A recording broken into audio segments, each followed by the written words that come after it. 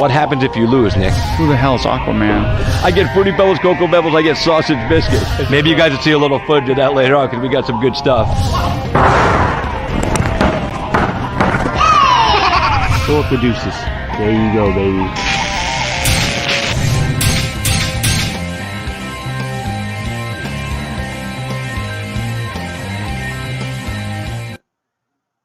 Hey, what's going on, boys and girls? Good evening. Welcome to Cage Talk. Christopher James. It is, what is today?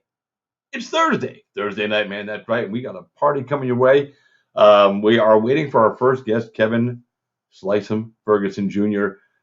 He's going to join us here shortly, hopefully. So we're waiting for him, but I figured let me jump in because, we started a little late because of that. So first of all, hello. How is everybody doing? Hope you're all having a nice day. I'm having a good day. Hung out with my wife.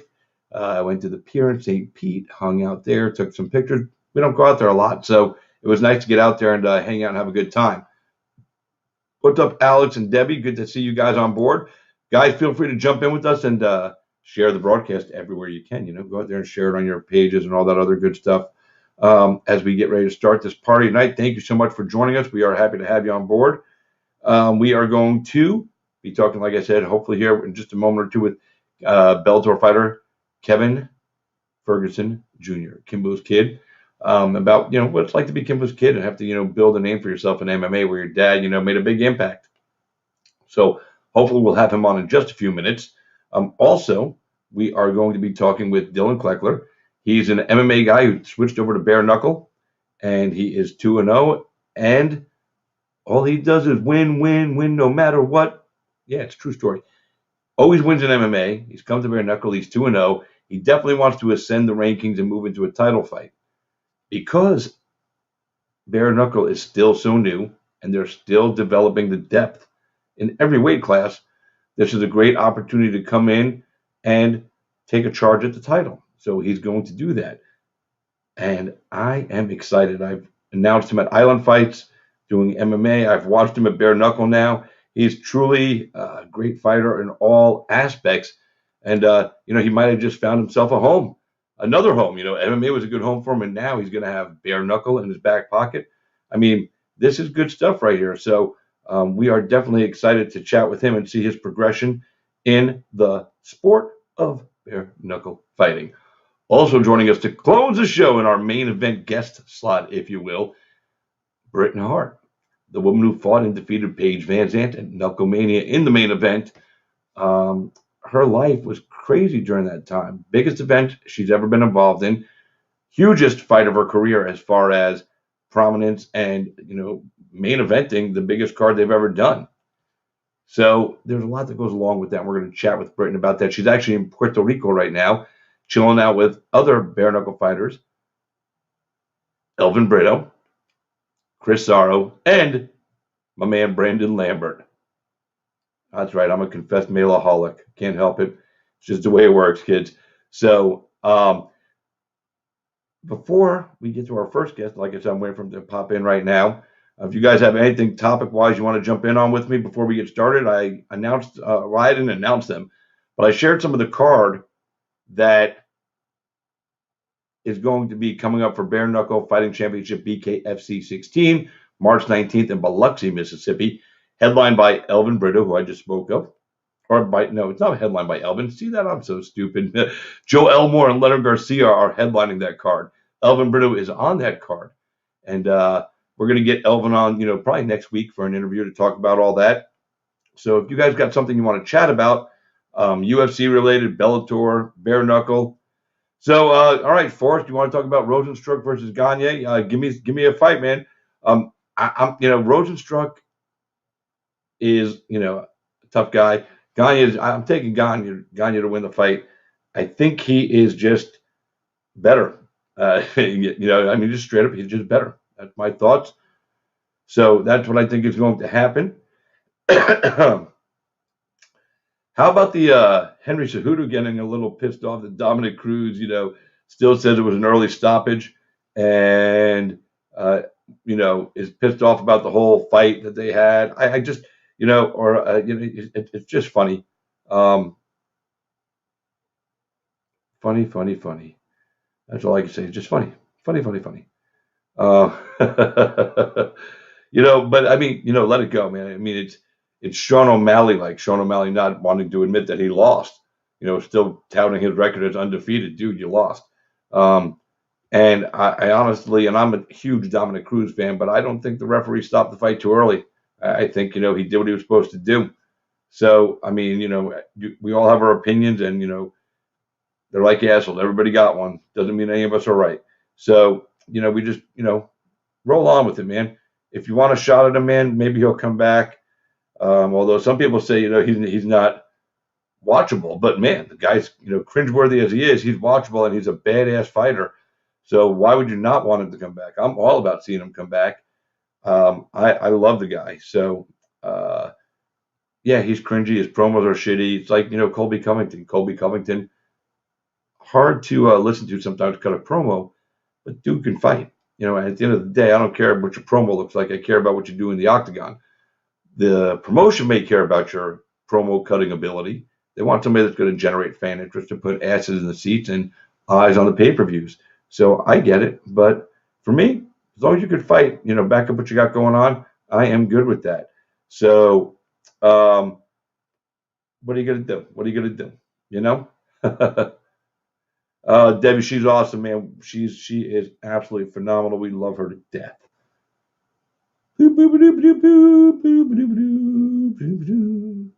Just have to one more spot here, and then we are good to go.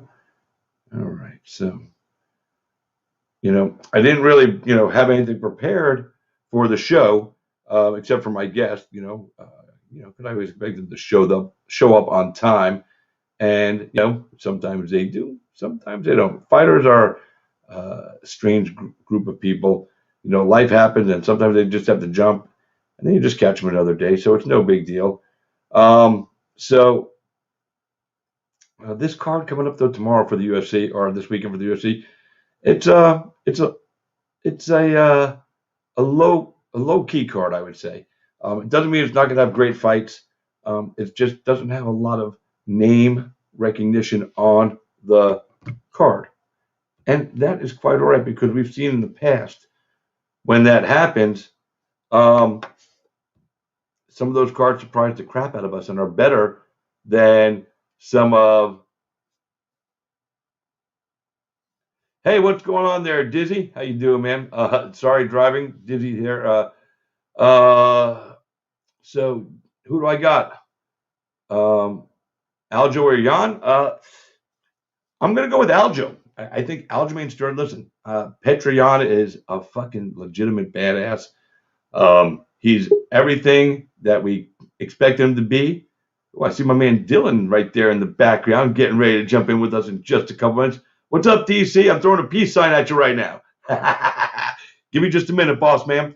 So, but Jan is that guy that can do it all, and he's a badass. It's just straight up. But Aljo has always kind of flown under the radar with people, and I don't think the guy gets enough credit for what he brings.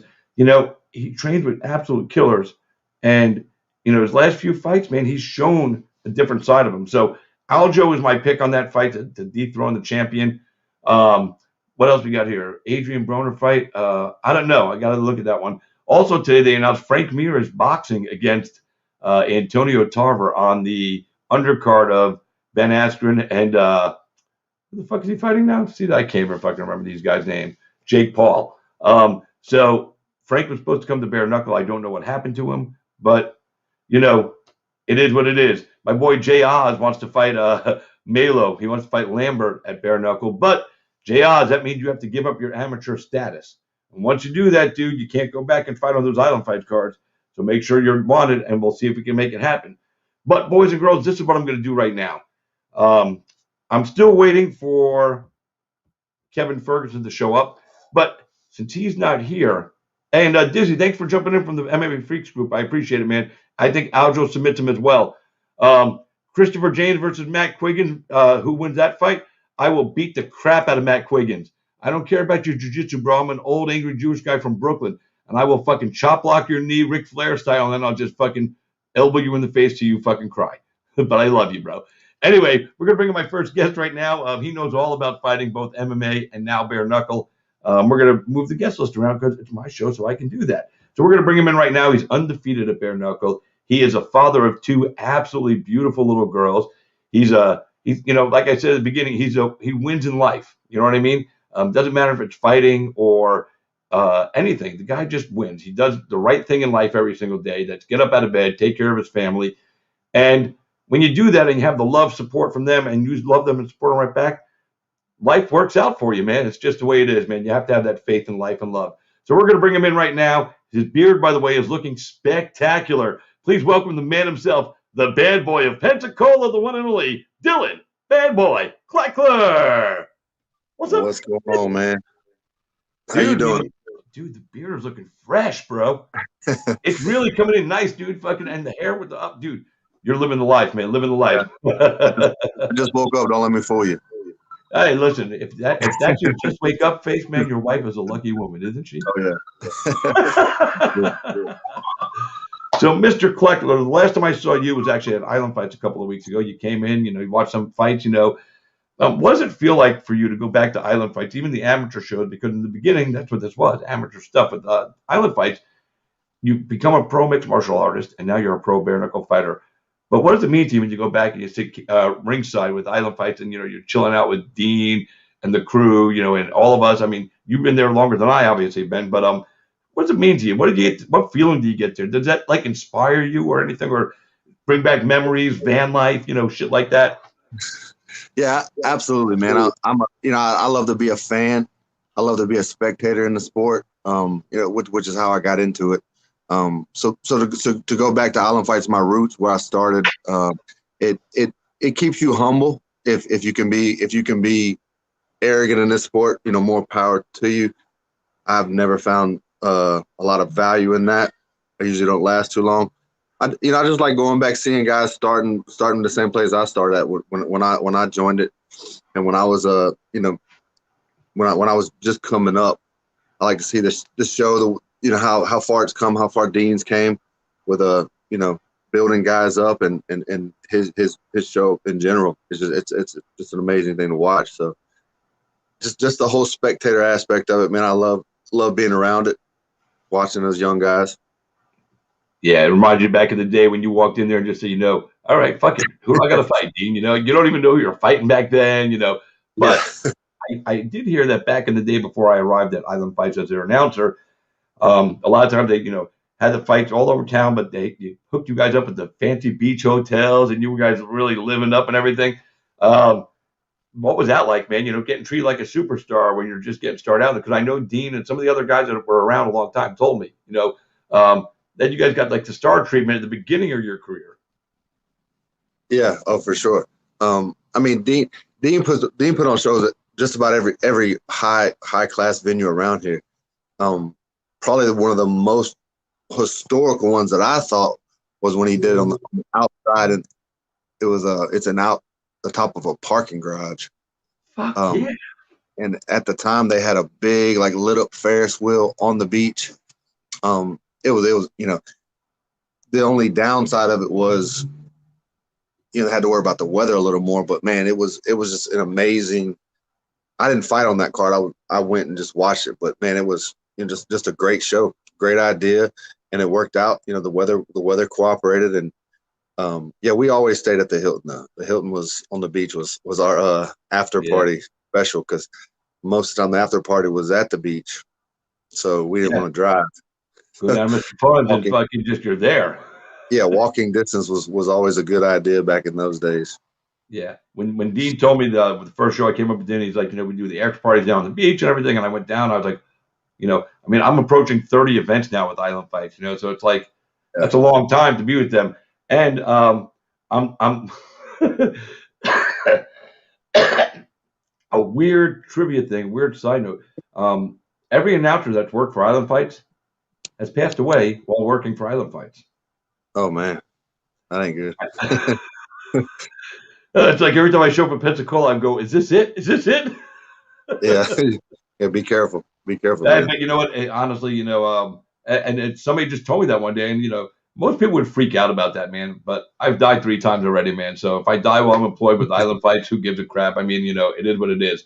So I'm going to jump in right now, and normally I just roll with some questions. We have a chat. You know how we do. But I've got a couple of questions that popped up here on the stream. So I'm going to pop this first one, and this is from a Dizzy Calathur. I can't pronounce the last name. It's got 2 Ks in the beginning. That fucks me all up. But Dizzy's got a question. He wants to know, does a bare knuckle fight feel like it's a real fight, or does it feel like a profession? So, do you feel like you're in a street fight, or does this feel like real professional fighting to you? And that's a great question, Dizzy. Thanks for asking. It definitely does not feel like a street fight, which is kind of what I thought about it when I first started. Because it has all the fundamentals of a street fight, except for most of the people that you fight are highly skilled in boxing or some other sport. So it definitely has a professional feel to it. But I thought the same thing whenever I talked myself into doing bare knuckle. And I was like, this is gonna be like a street fight, but it's not. It's super. Feldman does a great job with the shows, and you definitely don't even think about the gloves and not being on, and other stuff like that. It's definitely professional all the way through. Yeah, and I've been around Bkfc for a while. I've been out some of their shows at Till the Line. It really, the first time I saw it, it was up in Biloxi, like their second event. I walked in there and I'm watching, like, because I thought it was gonna be like, like the old, barroom brawl kind of fight thing, and because I only saw part of the first show on video, and I wanted to get the feel myself, so I went up there and Dean was up there. Chase Sherman came up. By the way, Chase just moved out to Colorado for a little while. He's training with Elevation MMA out there. He left the fire department for a little while. I know, I say that because you and Chase, you came through, and did some stuff together. So, Island Fights OGs, as far as I'm concerned. So, good for Chase, man. Chase, by the way, for taking this big step to really go all in on his UFC career. And I got sidetracked. What the hell were we talking about again? Oh, with the bare knuckle. So we're all out there, Chase is out there, and we're all just hanging out, and the first fight happens, and I'm like, this is so much more controlled than I thought it was going to be. And I think that's what made me say, you know what, this is actually a sport that can do something, because it's not, strongman, tough man contest, where you're over there, grab a mug of beer, put a cigarette in your mouth, who's next? It's none of that shit. But that bare knuckle title, the moniker, made people think that. So, Dizzy, thanks for the question. I really appreciate it. And thanks for following from the MMA Freaks group. Dillon, that was a perfect answer, dude. I like it, man. After the fight, because you said you don't really think about your hands being exposed during the fight. But after your fight, you all of a sudden go, shit, my hands are fucking a little. And I know the last one, probably not too much. I mean, 24 seconds or 40 seconds, a couple of rib shots, and the guy was out. But typically, on the first fight, you went a little bit more. Did you think about your hands after the adrenaline dump and wears off, and you're like, all right, where's my check? Yeah. The hands, regardless if you check them or not, you're going to start to feel them if you did something to them. And that's usually the first thing you feel is your hands start to swell up. The first one, I didn't break my hand, but I did something to it. My knuckle was swollen for probably about 2 weeks afterwards. Nothing serious, but it was definitely. And if you get through one of these fights without doing something to your hand, you're pretty lucky, because just about anywhere you hit somebody in the face or the head, you have a chance of breaking something. So if you ever get through one without your hands swelling up, you're pretty fortunate in that. And that's the thing with your hands, it's because, in this, that's it. Without these, the fight's over. You got nothing, you can't throw that elbow in there. That's your money maker, Yeah, that's your money maker. You don't.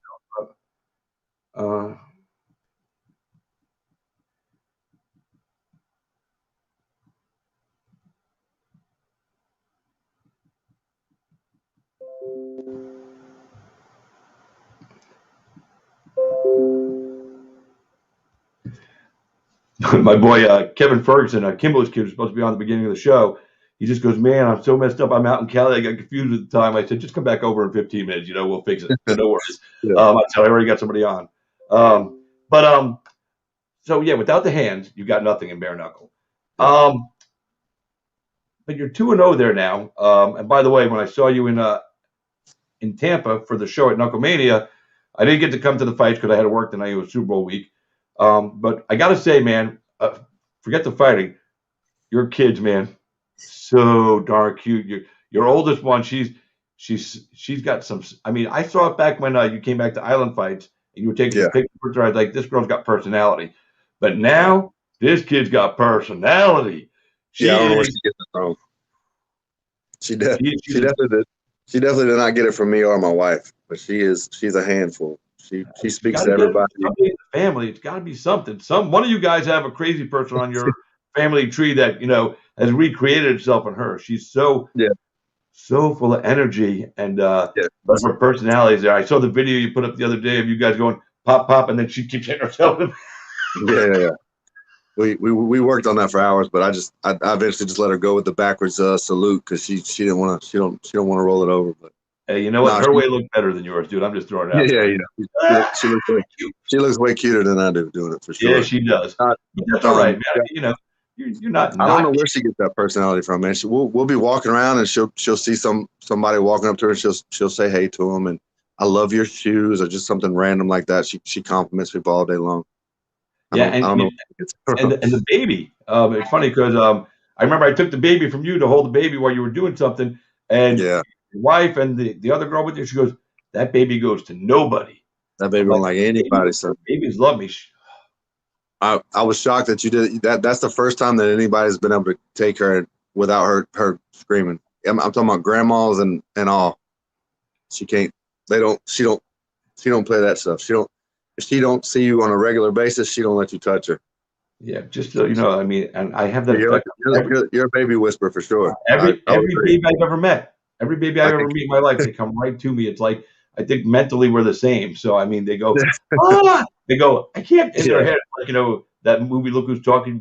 You can't hear them talk, but in their head they're going, this guy just like me, just with hair on his face. They go over to hello. Which is good for me because, I have a grandson and I don't get to see him a lot because they're in Pennsylvania. So anytime I get to hang out with a baby, I am happy.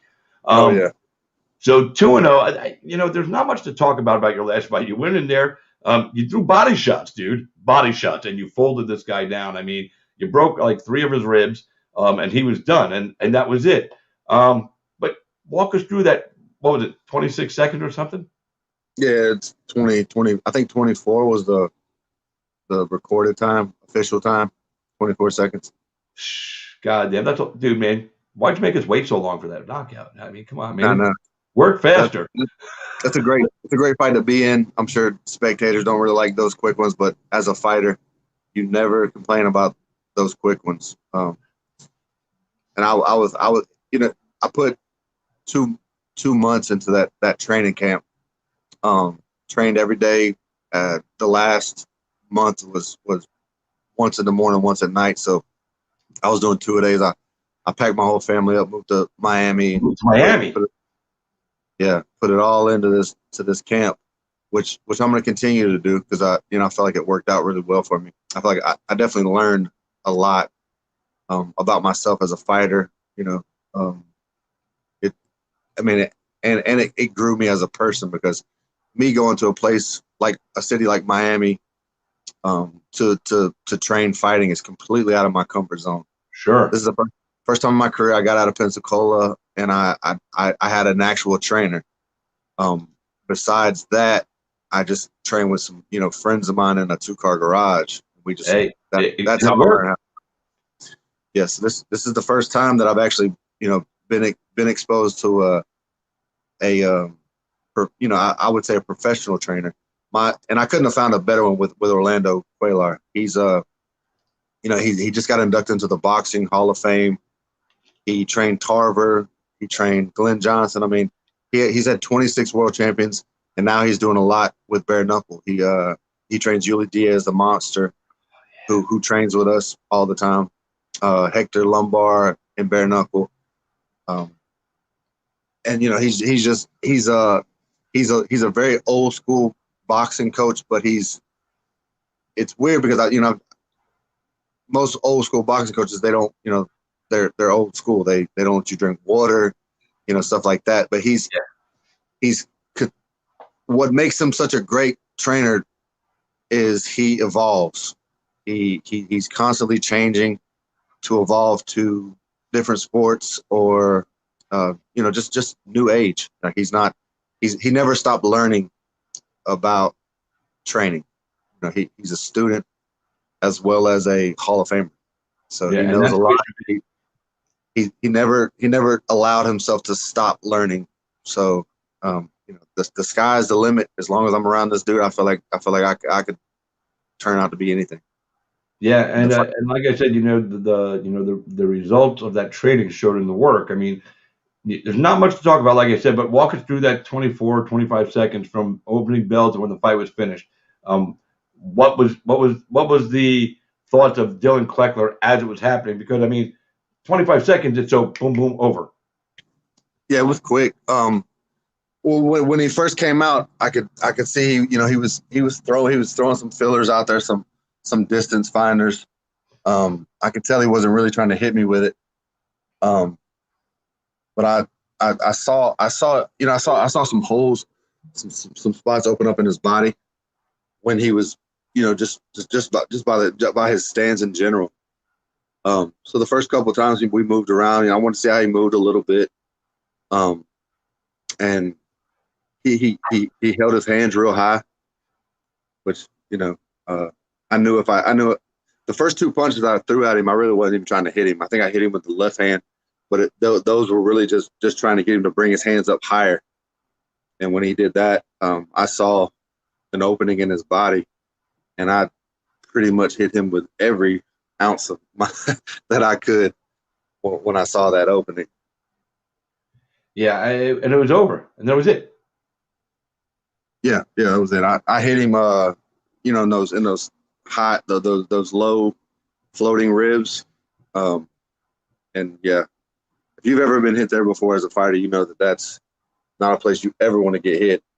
It's like we train with boxing gloves, and I've been hitting my ribs, and it absolutely killed me. I couldn't imagine without gloves on how that must have felt. Yeah, I screwing around growing up, I got cracked in the ribs a couple of times. Let me tell you something. That floating rib area, my cousin John popped me there once. I'm not a fighter. I'm just a normal, mere mortal human being. And that was one of the worst punches I ever experienced in my life. Yeah. And my cousin John only hit me at 50% because he knew my father would beat his ass if he fucking hurt me. We were just playing around the yard. But man, he fool. I almost considered the way I felt and the way I fell to what guy, because I've never been kicked or punched in the liver, but I felt like my whole body shut down.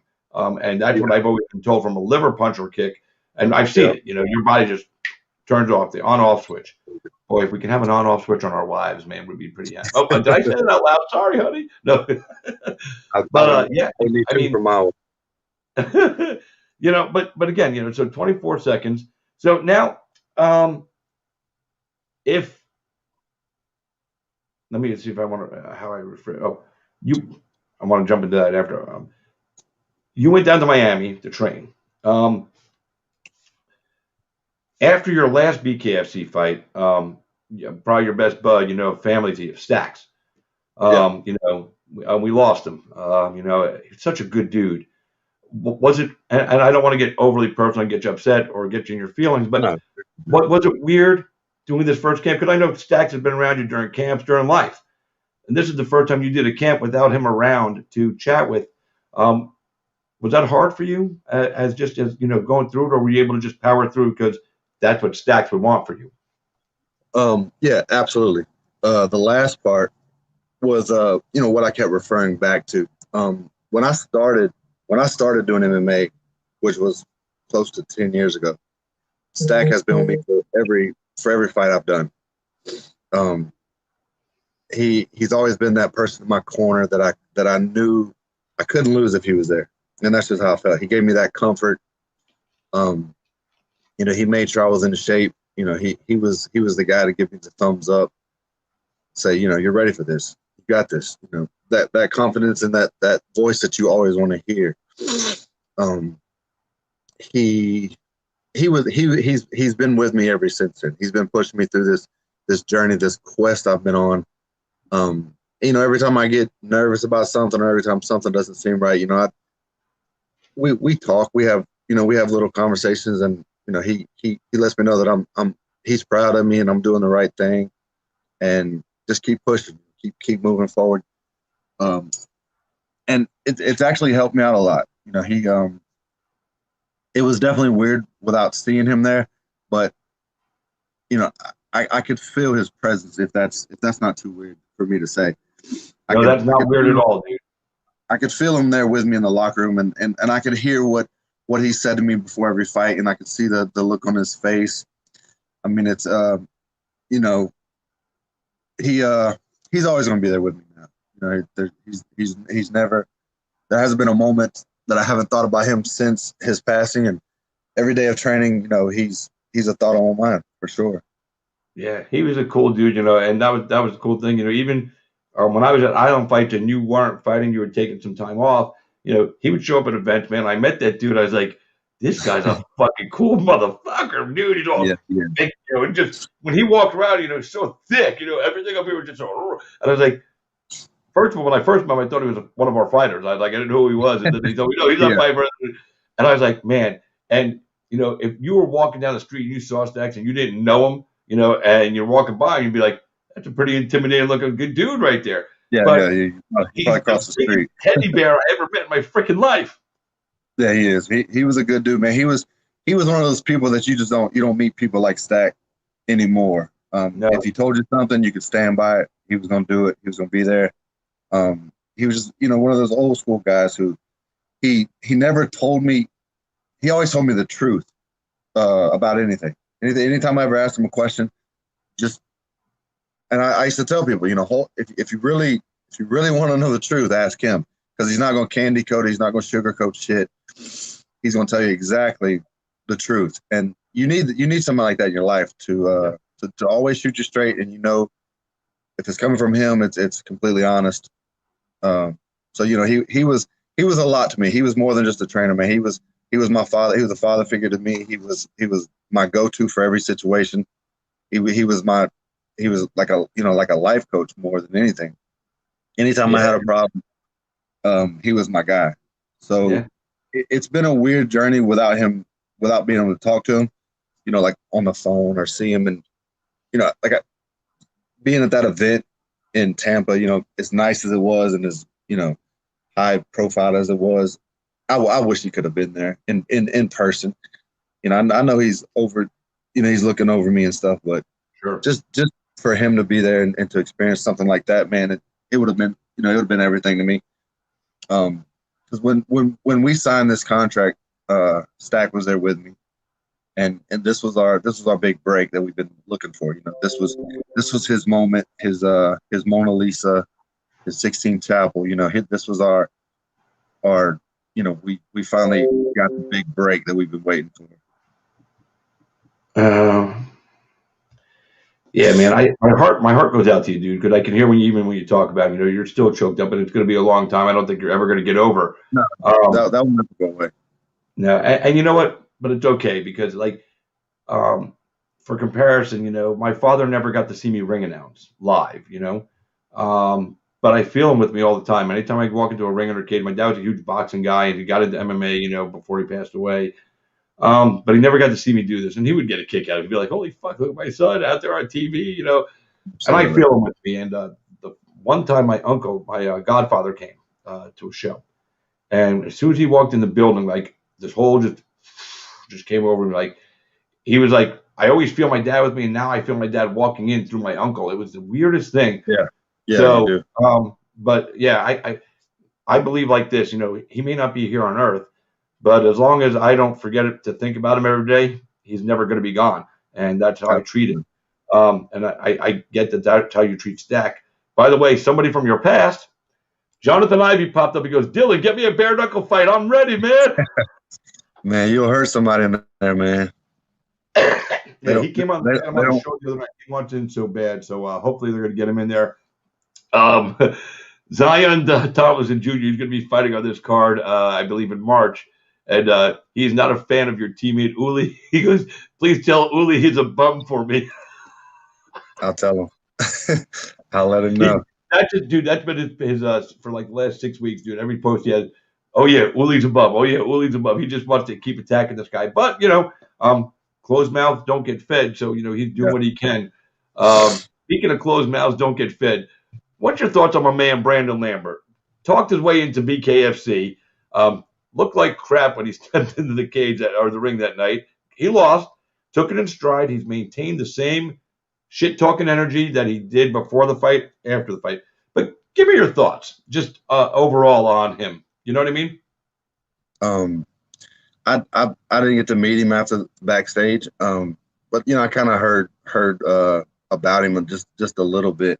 Man, if you're balls enough to get in that ring, man, with no gloves on in front of everybody and social media, hey, hats off to you. If you're balls enough to do it without skills, without being a trained athlete, and this is what you train for, there might be some psychological issues with you. But again, my hat's off to you. If that's what you choose to do with your free time. I guess he has something to prove. I don't really know what his point is. But the calling out thing is that's fighting these days. It's like you have to your internet guys, your social media famous people are calling out everybody, and that's getting people paid. It's actually huge money as far as these fights are going. You got celebrities calling out other celebrities, and they're making more money nowadays than professional boxers are making, which is sad, but that's the world we live in now. So that's what this guy chooses to do. It's crazy, man. It's crazy. Guys, you're watching Cage Out Christopher James. We are live tonight from the Cage Out Christopher James studios. We are talking to my man Dillon Kleckler. Are you up in Pensacola right now, Dillon? Yeah, I'm in Pensacola until I'm actually going back to Miami next week, so I'll be there. You're watching. I'm live in Tampa from my home studios. Dillon is visiting home in Pensacola before he goes back to Miami to get started on the next camp. And it's brought to you by our friends at Just Heart Apparel and Just Heart Apparel East Coast. Good dudes, my man Andrew Sams.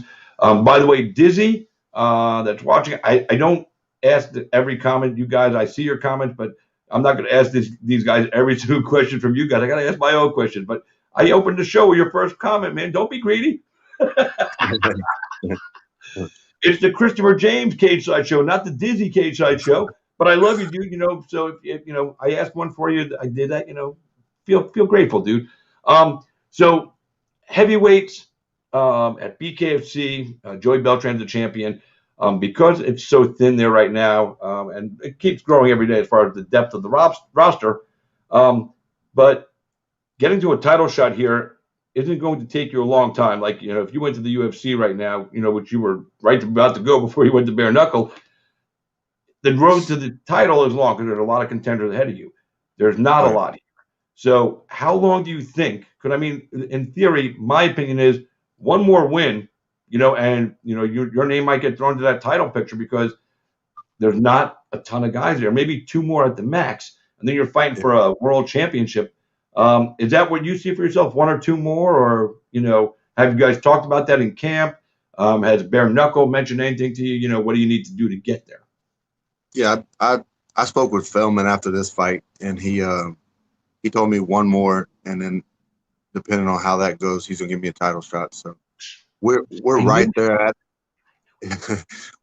I'm right there at it, man. I just the heavyweight division is growing every day. They're adding people left and right. So I'm just grateful that I'm in the position where I'm at, and I'm gonna do the best thing with it that I can possibly do. If I don't know who my next opponent's gonna be, and I'm not worried about it. Not being cocky at all. I just whatever's gonna happen is gonna happen. I'm gonna train my ass off like I do for anybody, and we'll see where the cards fall at the end of the night. And then if the title shot comes, it comes. Right now. I'm taking it all in stride, man. It's it's next one step at a time, one foot in front of the other. It's all I can really do. That's all you can do, man. You can only control what you can do. You can't control what Feldman does or what anybody else or Nate Shook, how he matches a fight. So you just have to go out there and do your part, win your fights, and win big and easy like you just did in the last one. You know, I mean, so you do that again. I can't see them saying no. Joey Beltran is the champ right now. He said he's going to defend that belt 5 more times, and then he's going to walk away as the champion. So, he's got a mission in mind, and a lot of guys have, come after him, and, they've all fallen at the same fate for him. So it's going to be interesting to see if he can maintain the gold. And he's definitely a tough out. He's a UFC vet. He's been around. He knows what he's doing. He's kind of moved down to Miami and working on his boxing down there at an old school boxing gym as well. So that's champ shit. I mean, he's doing it. You're doing it because you found something right that you needed. Question from the crowd. Forrest Daniels wants to know where is this question? I gotta find it out. He goes, what's your dream matchup in BKFC? Outside of the championship fight, or somebody at bare knuckle, because obviously the champion fight versus whoever's holding the belt is the dream fight. But is there somebody in there that you want to fight just to say, I danced with this dude? Like Frank Mir is supposed to sign a contract. He just, like I say, he's going to box against Antonio Tarver on that Jake Paul and Ben Askren undercard. But he signed a deal with BKFC. So would that be something, forget title and everything else, would that be something you want to do, like fight a legend like Frank Mir in a bare knuckle fight? Nah, not really. I mean, if I'm being completely honest with you, I've never been that starstruck person. If it's somebody that if it's somebody that I admired growing up, like I was a huge fan of Frank Mir's. Doesn't mean I want to get punched in the face by him. But I enjoyed him. I enjoyed his work and the way he fought. Honestly, man, I'll fight it. I'll fight anybody they want me to fight. I have mouths to feed, and I'm building a house right now for my girls. That to me is my focus. So my dream fight is any fight over 6 figures. Let me have that one against whoever that may include. I like that. Any fight over 6 figures, I'm in. That's my dream fight, man. All right, so there you guys go, man. You got it right there. So any fight that's going to bring him 6 figures, Dillon, that's the dream fight. The 6-figure fight, that's the dream fight. Doesn't matter who's getting punched in the face, as long as it's check clears. That's all that matters. Yeah, I like all the the historic the Hall of Famers that come to bare knuckle from MMA, but I don't want to get punched by them at all. Like that's never appealed to me at all. Or even me punching one of them, You get to punch him back, bro. Yeah. I know. Hey, remember, fighting a guy with legendary status like a Frank Mir could add some dollars to that check. You take a fight against a big vet. That's why I put it that way. If it makes me more money, man, sign me up. I'll do that one. Yep. Two guys on me, me versus 2. I don't care. Just as long as there's 6 zeros at the end of that check, I am good. I am in. I gotta pay for this house for my little girls, man. So whatever gets that going. It's really good to see you because I remember when I first spoke to you when you were coming back to MMA and Island Fights, and I don't know if you'll ever admit it or not, whatever, but I felt like there was a little bit of nerves about here I go again, and not that you're afraid of fighting because you can do it, but you were like you took so much time away, and then you have to make that real commitment to come back and do this, and it almost felt like when I spoke to you, you were like, I don't know, I don't want to say completely, you were like maybe 5 or 8% unsure of, was this the right thing for me to do for my family at this point now that the family has really started? But I'm so glad that you did and that you went through it and then you fought a couple of times and then you did this because this is where you belong, bro. I mean, this is part of who you are, and you'll have time to do regular jobs and everything after this. But, while you can do this now, go do it, man. Fucking get to punch people without going to jail and you get paid to do it. It's a fucking win. Hopefully I'll make a highlight film when I'm done with my career, and I'll show all the potential boyfriends of my 2 daughters my highlight reel, and hopefully that'll be enough.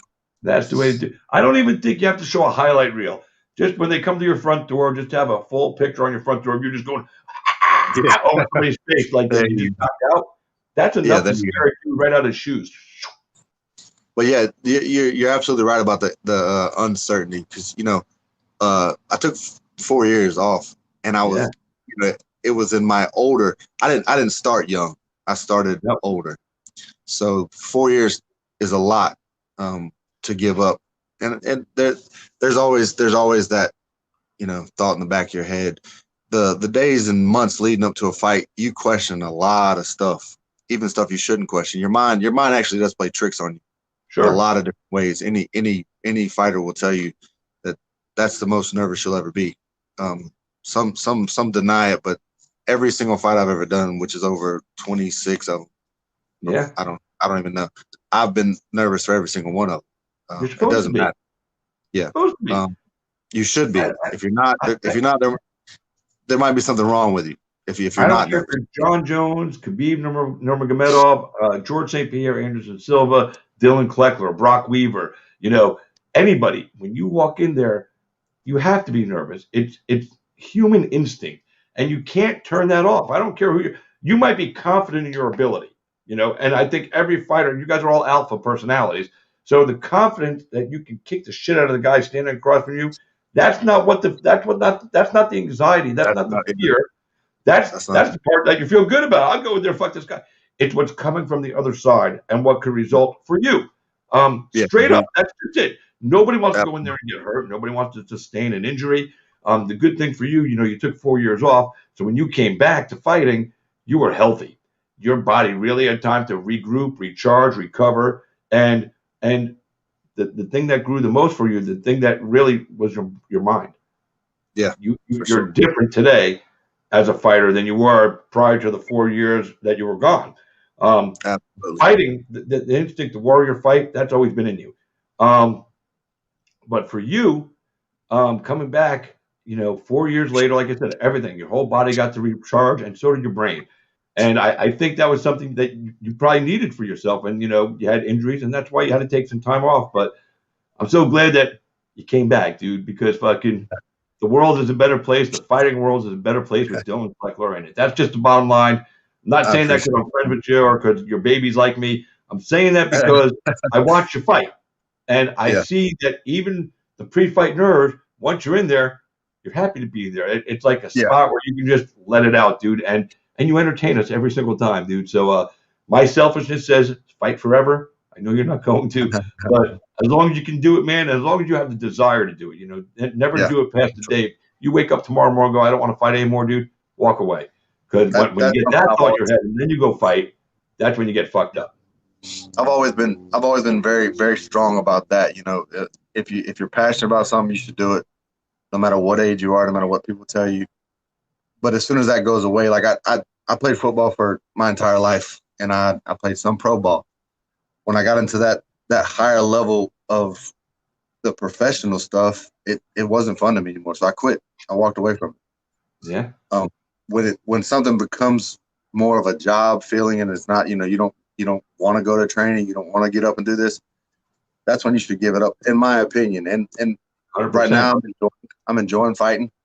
It's a lot different with my girls, my family. Training camps, you don't have time to be. It's just different. Like when I get home from training, I'm dead tired, but my 3-year-old wants to go to the park. So guess what? We're going to the park, man. It's never easy. It's never supposed to be easy, but I love doing it. Right now, this is a great thing for me. I'm not working 40 hours a week. I'm spending all this time with my kids, something that, a lot of parents, a lot of fathers don't get to do. I'm wealthy in my family. Yeah. You're one of the richest guys I know because you have that. So it doesn't matter. I mean, don't get me wrong. You want 6 figures, but you already rich, bro. I mean, I gotta buy a house, man. I gotta buy my house, and then I'll be fine. Yeah, then you're gonna have to fight 6 times a year to make sure because once you buy the house, dude, that's just the beginning. Then she's gonna want you to furnish it every 4 years because you got to change the style, dude. Yeah, we need we need 7-figure checks. Fuck those 6 figures, dude. Women is expensive, and you got 3 of them in your house. I got 3 of them. That's a lot of shoes. It's a lot of shoes. It's a lot of shoes. It's a lot of makeup and skirts and dresses. and pictures and this and dude, my heart goes out to you. My wife's leading that show. I'm telling you, Oh, she is extra on all that stuff. yeah, and your girls are going to be extra on all that, and their daddy's little girls. I already see them around you, dude. Oh yeah, You're done. You're done for, dude. You should fear your children, those little girls, taking everything you own more than any fighter that's going to punch you in the face, dude. Because I'm already there with you. I'm already there with you. I already know. That's why I'm not worried about it, because the damage is already done, man. The damage is done. And you did it to yourself, bro. You did it to I did. yourself, man. But you I know what? did. If you're going to inflict any damage on yourself, that's the kind of damage you want, dude. Absolutely. So you did it right, man. We're so happy for your success, dude. Like I said, between Island Fights and MMA, and now with the bare knuckle, are you going to go back to MMA at all, or is this going to be your last professional fighting venture, shall we say, with bare knuckle? Ride it till you die, or because MMA training, jujitsu and wrestling, Yeah. dude, that sucks. A lot on the old man. I've talked about it. I might actually do one this year is what I'm thinking about. Ooh. So who knows? Doesn't matter. You're going to knock a dude out anyway. You're not going to go down the ground start doing jiu-jitsu. Who the fuck you bullshitting? I hope they don't put me on the ground. I'm too old to be on the ground. That's how I feel. Except, like we travel, and my wife is like, we're going to go camping, and I'm like, all right, well, we're gonna rent a cabin if we go camping. And she's like, Yeah. I'm like, yeah, I'm 52 years old. I am not sleeping on the dirt. So man, it'd be hard to get up. Before we let you go out, I'm going to bring in my next guest because you guys shared a card. You were earlier in the night. She was the main event. She is coming to us live all the way from Puerto Rico, where she's training with a bunch of crazy dudes. I don't know why she's out there, but she's awesome. We love her. We're going to bring her right now. Britton Hart joining us on the show. What's up, girl? Hey, how are you guys? We're good. You're in Puerto Rico. We got Dillon Kleckler right here. We got you. I know. Look at this. Arroyo Boxing. Yeah, this is the gym I'm at, and they're so awesome. We just got done, and they said, basically, hey, you're part of the family. Here's a T-shirt. So I guess they were on the Britton Hart feeling thing too, because they gave me a T-shirt, said I'm family and welcome anytime. So I love Puerto Rico. I'm super happy to be here. Awesome. But yeah, that's what I'm doing. So Dillon, before I let you go, man, you were there. You saw the main event. Britton took on the biggest challenge of her career, the most pressure because she's fighting such a high-profile girl. Give us your thoughts on Britton Hart and that whole, because it's crazy when you get to be the main event, and when you're main eventing against the biggest name you fought, pressure comes with that. So give us your thoughts on what you thought her performance was before we let you dip out, D. Yeah. First of all, congratulations. That was an amazing fight. I am now a fan of yours for life. Yes. I watched the entire thing after my fight. You were not supposed to win that, and you messed up a lot of people's plans when you did. And hats off to you. I actually saw you fight in Miami also, and from Miami, your transformation. I don't know if you lost weight or whatever you did, but you looked 100% better in every way. You look like you were in better shape, and you look like you had definitely worked on your boxing skills. So, hey, congratulations. Hats off to you. Awesome fight. And like I said, you broke a lot of hearts that night. He did. I thought someone was going to jump off the top of the building after that fight. There were some gamblers out there who lost a lot of money that night. Yeah, you definitely broke money. You know what, girl? That's the best thing with a fighter, besides the win, is costing people that didn't believe in you money. Hit them in their paper. So before you say anything, B, Dillon, thank you so much for taking the time. You came in a little early. We did a nice long show with you. I appreciate you. I got nothing but love for you and the family. Hopefully we'll have a fight announcement coming up for you soon. And we'll see you back in Miami down there working on that training. So, you can take the trip to Bkfc Gold, because that's where you're headed, dude. So you keep doing your thing. Tell the wife and the kids I said hello. And if you ever need a babysitter, hit me up, dude. Come down and go to Disney, Busch Gardens, and me and my wife watch the kids. I got this. I got you, man. Thanks. I appreciate it. All right. Be well, Dillon. We'll talk to you soon. Thank you. Yeah. You're welcome. Thank you. All right. So, there she is. I hit the wrong button by mistake. Oh, my goodness. So, Oh, good. first of all, how's that feel when a guy like, and we're going to do the official welcome review in just a second, but how's that feel when a guy like Dillon, he's been around this game a long time, successful mixed martial artist, now he's a heavyweight at Bkfc, and he was straight up with you. He said, he saw you look better than he ever saw you before. I'm also going to say this before anything else. I was one of the guys that picked against you. I didn't think you were going to win. Not a person. Some people get offended when I tell them that, like, Christine Ferreira is mad at me. She unfriended me on Facebook because I said Paige could beat her. Paige could have beat you. Any one of you girls could beat each other. That's what this is. So that's why I'm telling you to your face. I think you're awesome. I didn't think you were going to win. It's not a personal thing. It's based on what I've seen in fights. And so I took a shot. I fucking failed. No worries. I won't doubt you on the next one, though. I promise. Good. Yeah, I've read so many articles. I read a lot of reviews on people saying the pros and cons of me versus Paige. And I understand. I think a lot of people wanted me to win, but they didn't think I could truly win. They wanted me to, but they didn't think that I would. And so I think that it really, it was a surprising fight to people who don't know me or have been in the gym with me and know what I'm capable of. But those that have worked with me before, I really feel like they knew and were like, hey, I'm telling you, I'm just a different breed of a fighter. I'm a different breed of a person.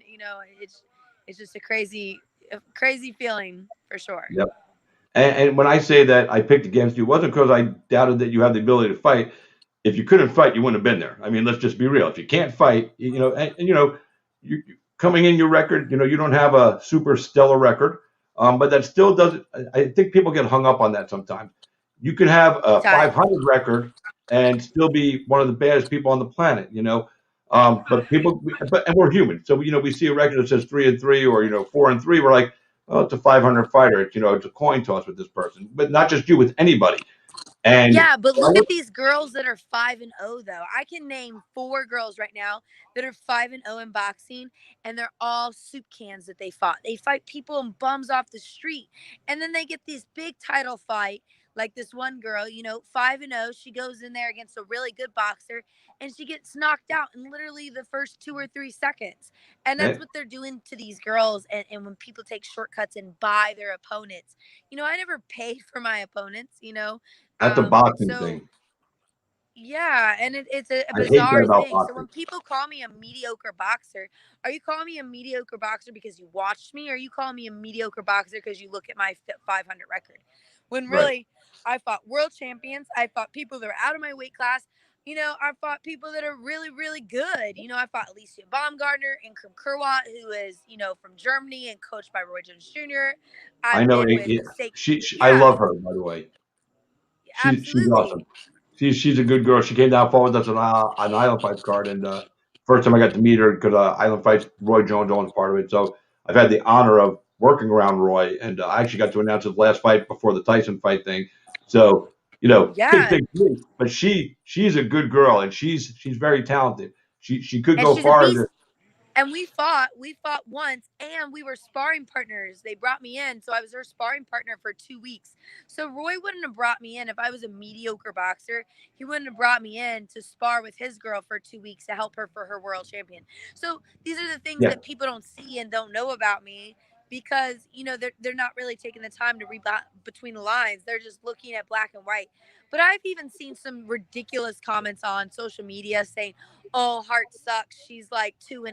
And it's like, where are they even getting these numbers from, So I just kind of gave up on people talking about records and numbers. You got to look at the quality of the fight. And like you said, and kind of like Dillon said, the transformation. Like, is this fighter bouncing back and forth, or are they consistently getting better? No, you definitely look better in this fight than I've seen you fight before. You really, it's really inspiring to me that here you are in the toughest fight and the most high profile. I won't say the toughest fight, but she's a tough girl. But I'm going to call this the most high profile fight in your career. You're fighting a huge name from MMA that came over. She's the $1 million baby of bare knuckle fighting championship. All the pressure is on you to go out there and upset the apple cart, if you will. The media requirements and appearances go up tenfold, and everything that you had to go through just to get to fight night. was so much more, and you did all of it successfully. Some people can't deal with that pressure, and I think for you, I think what that taught me about you is that I don't think you, I don't think you thrive well unless you're under big microscope pressure. That's what I came out of that with. Like, you need to be put in the fucking pressure cooker with everything coming at you this way, that because that way you just and you became tunnel vision and you did what you were supposed to do. Some people fold under pressure. I think the pressure made you the better fighter that night and better fighter overall because you knew the weight of the world was on your shoulders. Because everybody expected you to lose, so you were carrying that on your shoulder as well. And that, as a human being, I would say that's not a good feeling to feel that everybody's picking you to lose. I know your camp and some other people picked you to win, of course, but like Dillon said, most people picked you to lose. That's got to be a shitty feeling as a human being going, why the fuck are they all picking me to lose? Fuck y'all. I'm going to kick this girl's ass and show you. And that's what you did. And for that, hats off to you, girl. For real. That's like from the heart right there because it's hard to deal with that. Yeah, actually, it was so funny because in camp, we would have people come up and they'd be like, Britton, you're down here and Paige is like up here. And I'd be like, and me and my coach would just start laughing. They're like, they're going to think you're cannon fodder. Like, it was just hilarious on the fact on like how people thought I was on the totem pole. Like, you're down here and she's up here. And I'm like, no, like, I'm up there. People just don't know it yet. And I just need to show them. But, I felt like I've definitely felt more pressure in my life. Honestly, I kind of felt more pressure with the Randine fight than I did the Paige fight. But, I think that goes to show that sometimes when you don't have anything to lose and you put it all out there, you got to really be careful with those fighters because those are the most dangerous fighters. Paige was the one who had everything to lose coming in. This is her pro debut. She was all the talk. They made this whole event about her, and for me, again, this goes back to our earlier statement. This is why you don't pad your records and why you look at that stuff because true diamonds, under pressure, like coal is like ugly little rock, but under pressure, that's what coal turns into is a diamond. And so true diamonds come from pieces of coal because they are acting under pressure. And people that are built up and babied and coddled and given the easy way and come from that easy lifestyle, it's kind of hard to see them become a true diamond because the pressure they're under is a little different. But for me, I've been there, as far as proving everybody wrong. But, this was something, again, I asked for and I wanted, and I just was excited to show people really who I was. And I knew it was about that time. And so, it was kind of like a redemption thing. And I feel like if you have a second chance and a second opportunity at anything in life, if you don't succeed at it, then maybe it's not for you. So that pressure was on me. I told, a lot of people, I was like, if I don't do this, maybe I step away. And I would never want to step away. That would break my heart. This is my life. So I knew with that being on the line, there's no way I could lose because there's no way I'm going to walk away from this life. And it's funny that you say the previous fight you felt more pressure against and I'll be honest with you, the girl you fought in your last fight where you won, I felt that girl didn't even belong in the ring with you. I felt like she was like people said you were being served up to Paige. I felt like this girl was served up to you in some degree. She really showed that. I mean, she's tough. She took her beating like a grown woman, but she, as far as level of ability, she wasn't nowhere near you. I think I suck at fighting, and I think I could have beat her up. Yeah, but why so? Was the pressure from that one because you knew that if you lost that fight, there was no way you were getting the Paige fight? Was that the pressure? So were you already thinking ahead? No, it wasn't that. It had nothing to do with the Paige fight. Okay. The pressure for the Randine, the pressure for the Randine fight had everything to do with the fact that I was 0-2, and I feel like a lot of people were really mean to me over the Beck fight. I feel like people were really mean to me about the Christine Ferreira fight. Look at Brandon video bombing your interview. What a dick. What? I said, look at Brandon video bombing slowly behind you on your interview. Like, what a jerk. He's just trying to get some FaceTime. I love Yeah, Brandon. yeah, I'm he so glad is you're down Batman. there making out with those guys. But anyway, sorry. Yeah, I know. So Man, but anyway, we are so having a blast. the pressure. But So anyways, yeah. I looked at it as my third strike. So if I lost against this girl, there's no way I'm going back to Bkfc. And honestly, if I lost, I probably shouldn't be fighting ever again. So I kind of had that pressure on me. Like I was nervous, because makes that's sense. why we love this sport. Anything can happen. And what if that girl got a lucky shot on me, or I don't know, she was taller than me. I don't usually fight people that are taller. There was a lot of aspects to it. I was going through a really tough time. I was definitely in some transitions. I was broke. I had no money at all. I had $0 to my name. And all I know is that COVID messed up everything. I needed money. And when Dave Bellman hit me up and set a date and, a time, I said yes. I didn't even ask who. I had no idea. When they told me it was Randine, I was like, oh my God, like, who the heck smiled on me today? Like, why is this happening to me? Like, I'm always getting the short end of the stick. Like, I thought I was dreaming. So, anyways, I had all this pressure on me that I was dreaming that here it is. I'm gonna win my first fight at BKFC, get my redemption, and go back into it. Because sometimes that's all we need as human beings and fighters Yeah. is that we just need to believe in ourselves and have that confidence built and win. And when you win, like I said, I'm on a 3-win streak right now. Sometimes we can see that in football all the time. When you have an undefeated team that you're going against, you got to watch out because when they're on that undefeated high, it's really hard to Beat them. it's really hard to break. So I feel like that's kind of what I am on right now. Yeah. No. You got that 2 in a row now. And again, the first fight, you got that first win. I know that was a monkey off your back that you needed to get off your back. And you bounced right back and you took out Paige. And I'm not really going to ask you about the fight with Paige because I think we've heard you answer that question, through numerous interviews at this point. You guys beat each other up. You were hitting her, she was hitting you. You really did a good job in there. Defensively as well as your offensively, you were really smart. Your footwork was on point.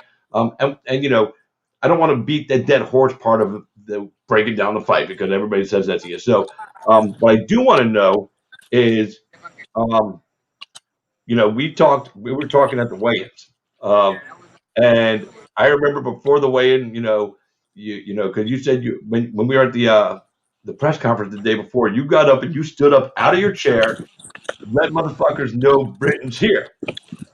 Yep. Then at the weigh-in day, we were talking, and I said, so today's about being low key and just doing the face. And you're like, yeah, I'm going to be chill up there. And then all hell broke loose up on stage, and you guys got into it. Now, some people said that you guys that was a work, what they call in wrestling it was predetermined. And I said, I was sitting right there, 8 feet away from y'all, and I know it wasn't a work. But what I do want to know that I don't know is what made that jump off on that weigh-in day when you guys were face to face finally? Did she say something to you that we didn't hear that just made you go, fuck that bitch, because you got hype, like hype. Right. Yeah, it was definitely not staged at all. I was actually I feel like my reaction should kind of tell you guys that I was That's what I'm not saying. expecting that. But yeah, You definitely can't not fake because that anger. I actually do try to be a good role model. And apparently I say the F word a lot more than I thought. I don't think that I do, but whatever. I guess I definitely do. But, yeah, so I know with the press conference, it was kind of weird, but we were showing respect and, I definitely made my statement. But there was You a few did. things that she said that got under my skin. And I was like, the press conference is just not the place for it. I was hearing her talk about it. It seemed like she was like really worried about the money and how she was coming in and BKFC this and BKFC that. And it was like, man, this is a sport that you haven't even participated in yet.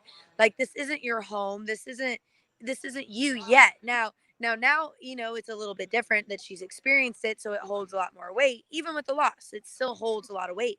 But it didn't at the time. So at weigh-ins, my whole thought process was, you know what? This is my stage. This is my sport. I'm going to make you as uncomfortable as possible. And I'm going to show you that I'm going to be right here in your face, kind of like a subliminal message for the fight. You know, like that's really how I wanted to start the fight off. I wanted to blitz. You know, I definitely had that, you know, Diaz inspiration where I wanted to have a, you know, sensational knockout within like 3 seconds and be the fastest female. I mean, I had high hopes for that. So anyways, that's what I was planning to do. And I kind of wanted to have that message come off. And when I went up to her and got, you know, in her face for that message, she just put her hand on my throat and it instantly, I mean, it was kind of one of those blackout things. And you know, it was funny because when she did it, you know, I literally just had a snap. Like, I mean, we all do it. We're human beings. But Yeah. I snapped and I went to a place where I was just like, boom, I just unleashed. And she was like, don't touch me, don't touch me, she says. And I'm like, what? I haven't even touched you, you touched me first. And that's when you guys heard that. Like, that's why I said you got it twisted, you know, learn the rules, you touched me first. So she's saying, she's sitting there hiding behind, you know, David Feldman saying, don't touch me, don't touch me.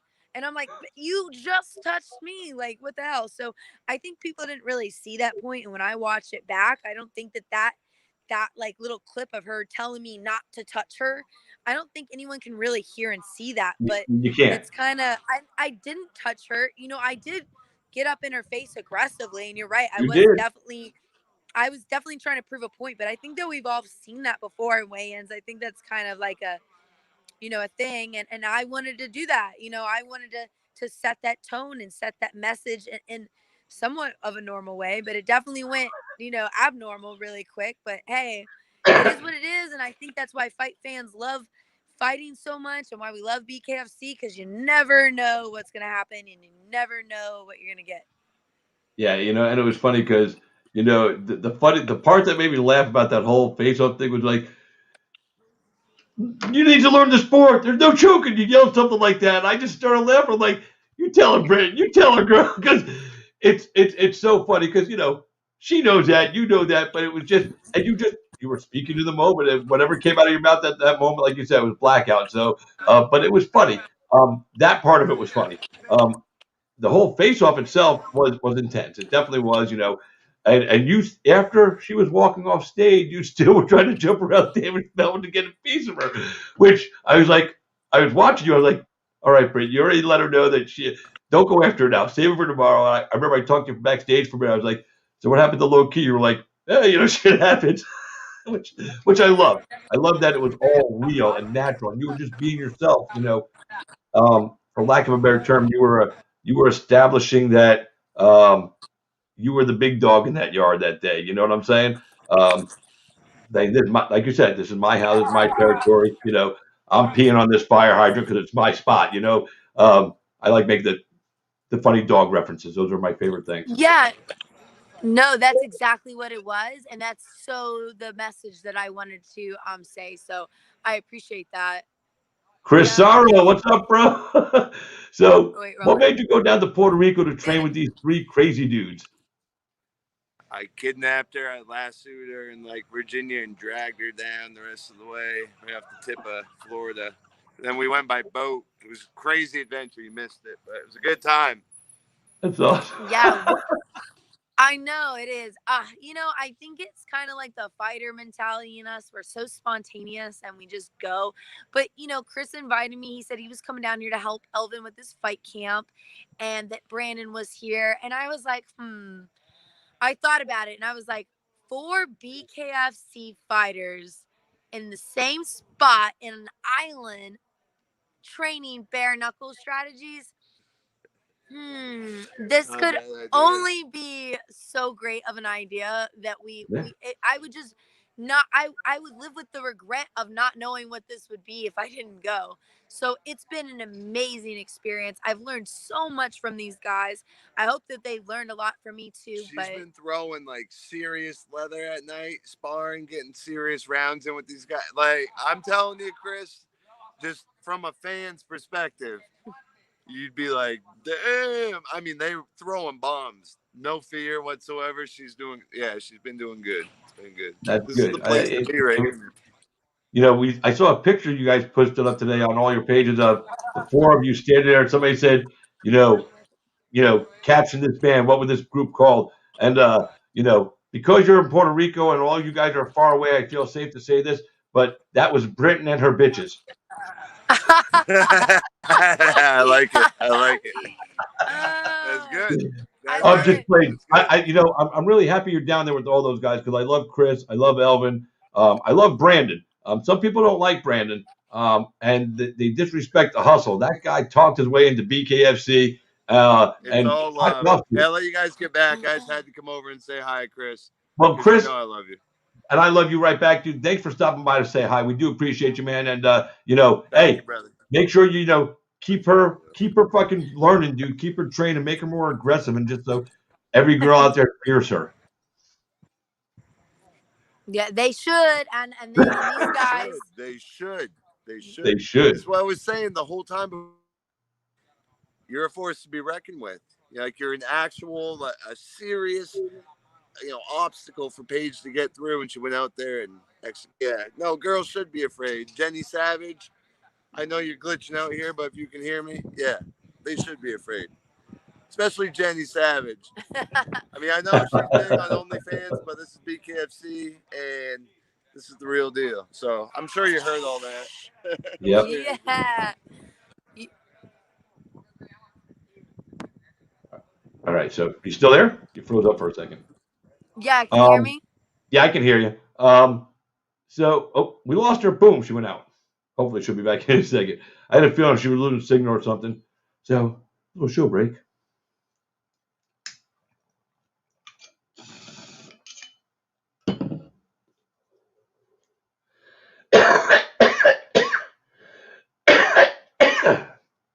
That's what we do.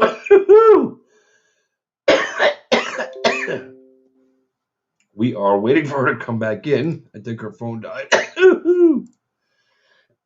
Yeah, smoke when you watch my show, man. We're all about the smoke, man. I got, thank God I live in Florida where I can get it medically legal.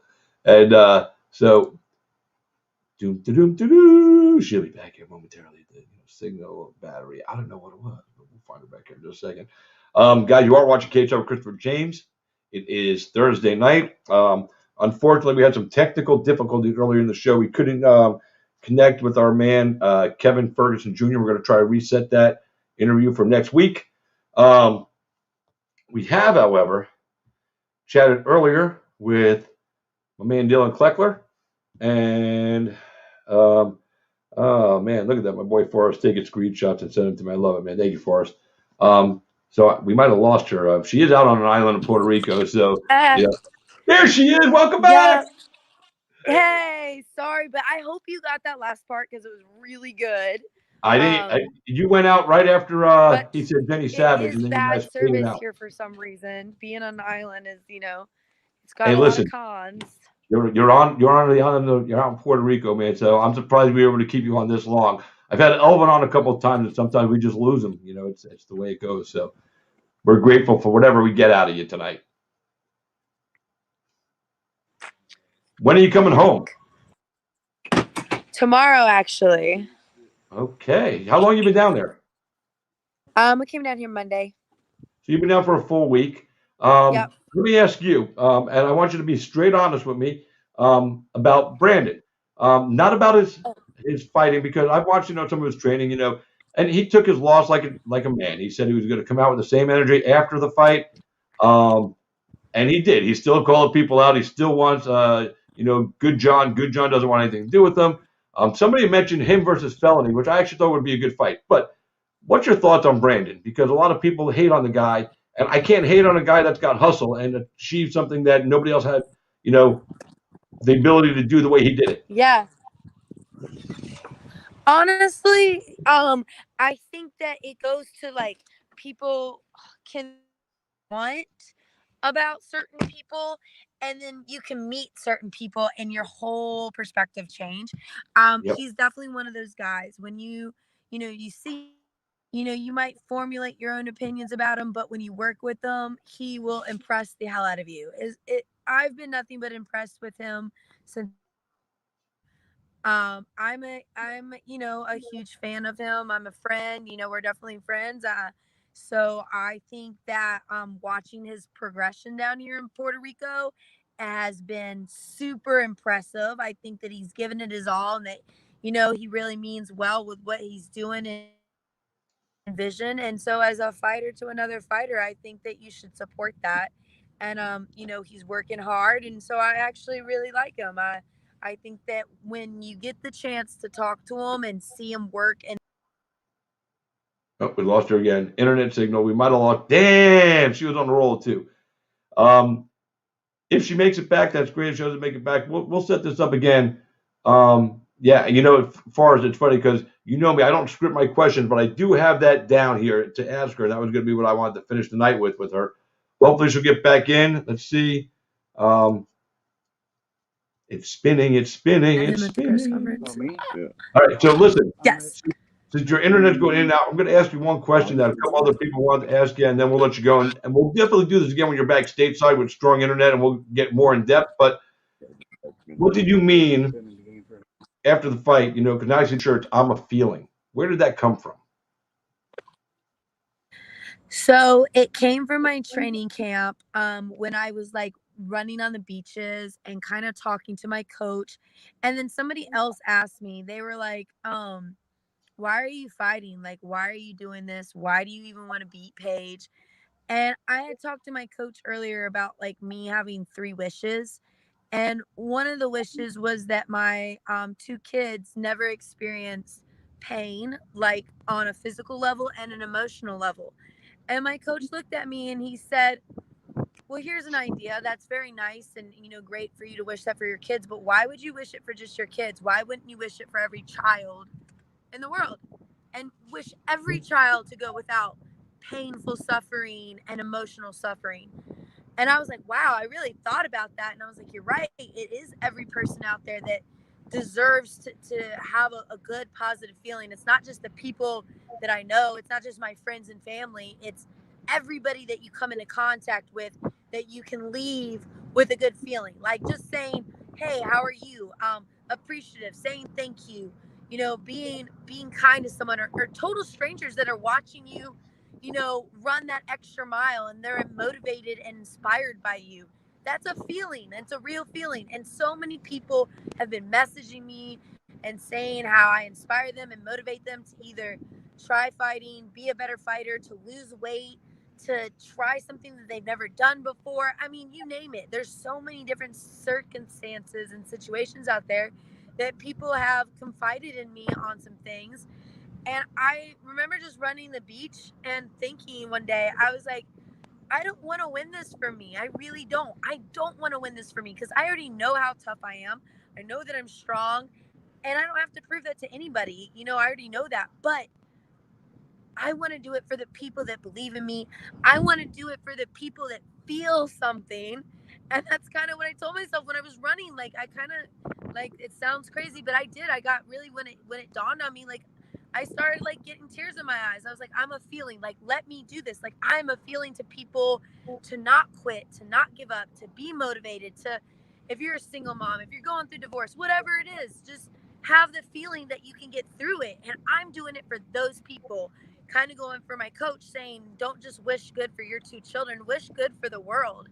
And I wanted that feeling so bad. And that's what I said. And then when someone asked me why I was fighting Paige, I told them that. I said, because I'm a fucking feeling, I'm a feeling. And I told them that. And I said a whole speech with it in text format. And they said, wow, that's deep. And, they gave me their pointers on it. And then, so when I won the fight, that was just what poured out. Like, that's just what came out. It was really real. And I had been talking about it for like weeks in my camp. And it's been festering in my brain and manifesting in my brain about this feeling. So it was a legit thing that, I probably could have said a little better and executed a little better, but, my teeth, I was in a lot of pain. I was adrenaline dumping. So I'm sorry I said the F word. No, listen, I'm a fucking feeling is not something to apologize for. And I think that's what you should put on the shirt. Even if you put I'm a F and then you do all the funny symbols, that's what you should do because that's what you said. Right. And with the F word in front of it, it carries a different vibe, a different, message.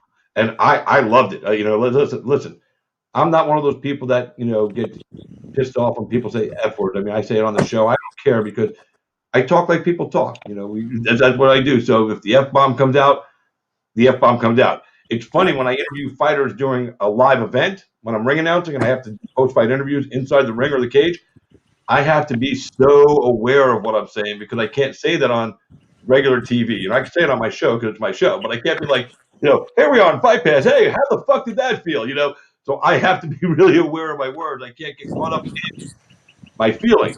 Um, I'm glad you said what you did, and now that you explained it, I'm going to be honest with you. I got a little tear in my eye because I was feeling you, girl. I was feeling you. So, yeah, it's people here are commenting that they felt it.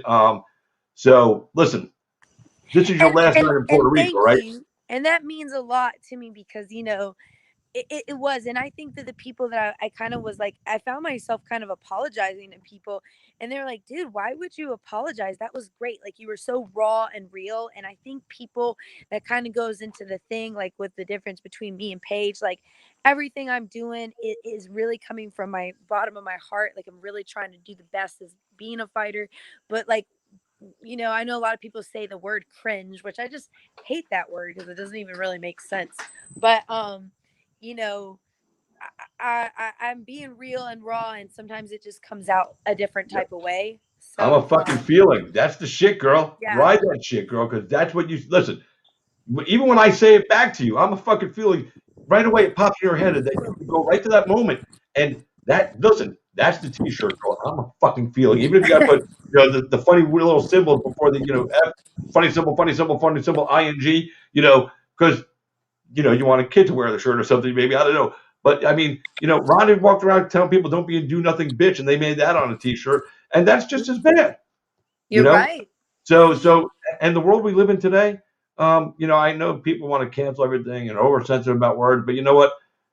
That was real. It wasn't scripted, and you were a feeling that night, and you still are.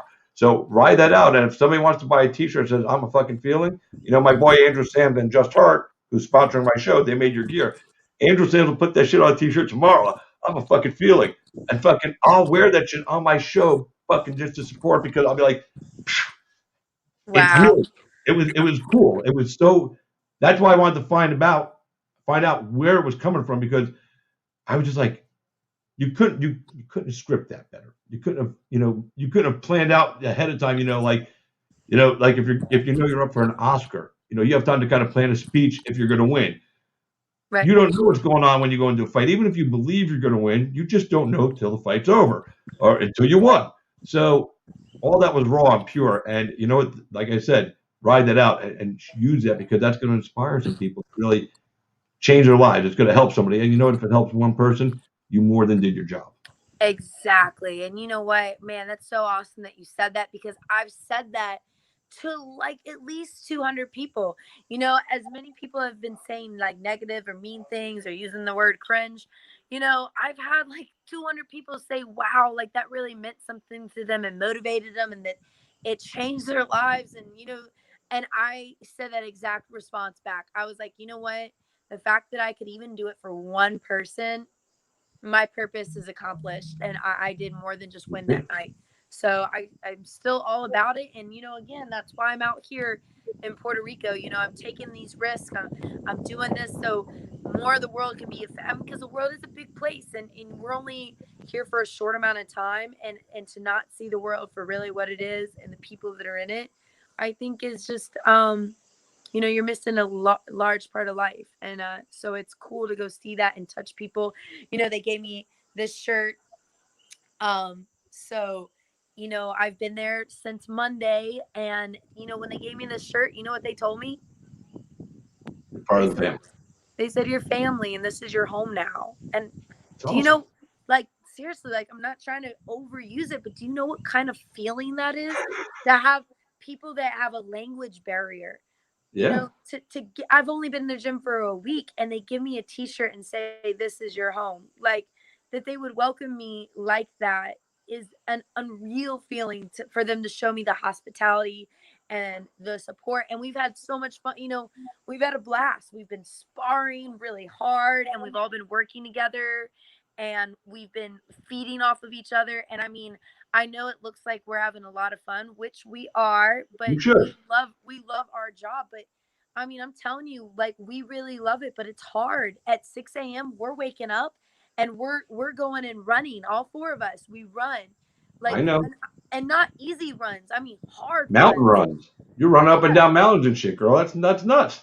super hard. And then after that, we go and eat, and then we're like either doing some crazy adventure. Like I said, it looks fun, but we're walking on the beach, we're walking down hills, we're swimming in the water, which swimming is a workout. We're doing all sorts of stuff out here. And then after we get done doing that, we're in the boxing gym doing technical sparring, bag work, shadow boxing.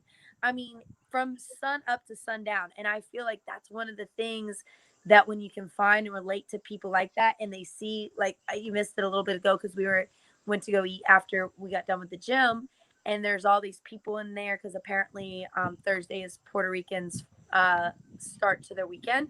So Nice. this guy came up to us and he started boxing, like shadow boxing. He saw us run earlier that day and recognized us from running. So he came up and started like kind of shadow boxing us. But he was, an older gentleman and, whatever. But it made his day for us to interact with him, even though, three of us, one, Elvin can speak, their language, obviously. But, the other three, we can't speak it, but we still all got along so great. And, it's just such a learning. It's an incredible learning experience out here. But you're right. This is my last full day here, so I got to go back tomorrow because I gotta, I gotta help move, and I'm like, ugh. I really want to pay somebody to do it for me, but I'm gonna take responsibility. I said I was gonna do it, so I'm going back to help move and spend the weekend in Charlotte, and then after that, I'm going back to California. So Yeah. I'm gonna be bringing my daughter with me to go out and meet the people out in the gym in California, and I'm super excited to go back. And then, who knows? I might, make a trip back to Puerto Rico with her too. Yeah. Maybe you go down to Miami, get some training in with Dillon Kleckler, like your next trip out to Puerto Rico, stop in Miami, hit a couple days with DC and his coach, and then and Uli, and then hit to Puerto Rico, hit those guys up, and just take the Britain Hart World Tour. Yeah, that I And would it's all love that. and it's I all for think the that's what I'm evolution. on. It's all for the evolution. You just keep grinding out the way you do, girl.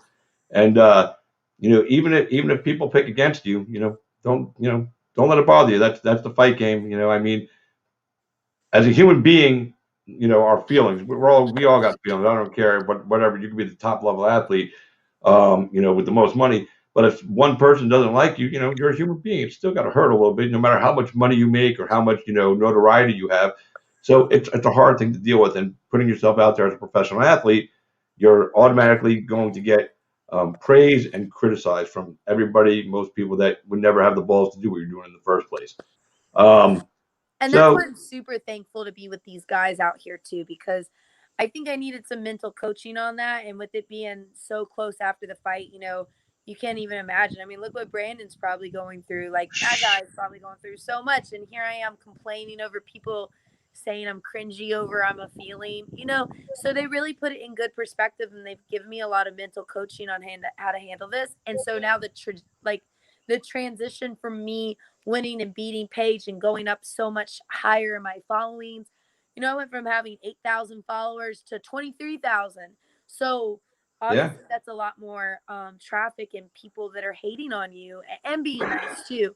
So it's kind of like, oh my gosh, it was a shock in my face. But now being out here, I could care less. And I mean, that's why I posted like these silly TikToks. Like, guys, like, I'm enjoying my life. I love my life. I love you the should. people that I'm with, and I love the lives that I touch. And I don't care if I change one person's life, the 10 people that are making fun of me, I could care less about you. I could care less about these other girls that are trying to say, take my win from me and be like, oh, some of these girls are like, oh, Paige was a debuter. She's a nobody. She's not that good. Why are you excited for beating her? It doesn't even matter. You know what? It really doesn't. This is the fight world, and I'm so glad to have the people. Again, I'm not going to be the same fighter that you saw against Paige Van Sant. When you see me come back in May, you heard it first. So, but and when you see me come back in May, I expect Britain Hart's going to be freaking different. Like, look, I'm taking this risk. I don't need to take this risk and come out to Puerto Rico. I mean, it is gorgeous and beautiful, but I'm not coming out here to lay on the beach and tan.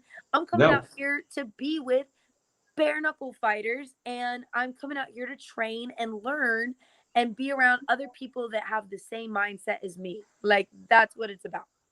Yeah, and listen, when it comes to haters, they the old saying is you haven't truly arrived or become a star until you have haters.